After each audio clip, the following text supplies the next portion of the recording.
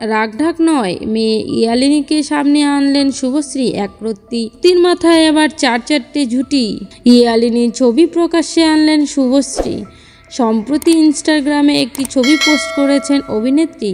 গত বছরের 30শে নভেম্বর দ্বিতীয়বার মা হয়েছেন শুভশ্রী বন্দ্যোপাধ্যায়।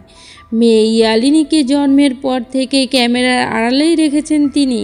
ছেলে ইউভানকে নিয়ে এমন রাগঢাক করেনি তারকা দম্পতি। জন্মলগ্ন থেকে ক্যামেরার সামনে এনেছিলেন একরত্তিকে, তবে মেয়েকে যেন আলোকবৃত্তি থেকে খানিক দূরেই রাখছেন তারা।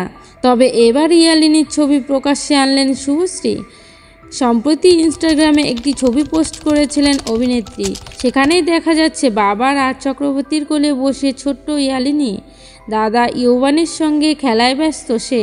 একটি বা দুটি নয়, একরত্তির মাথায় চারটি জুটি। ইয়ালিনীর এই বিশেষ মুহূর্ত অনুরাগীদের সঙ্গে ভাগ করে নিলেও তার মুখ প্রকাশ্যে আনেনি শুভশ্রী। একরত্তিকে ভালোবাসা জানিয়েছেন সৌমিত্রিষা কুণ্ডু, দেবলীনা কুমারের মতো তারকারা।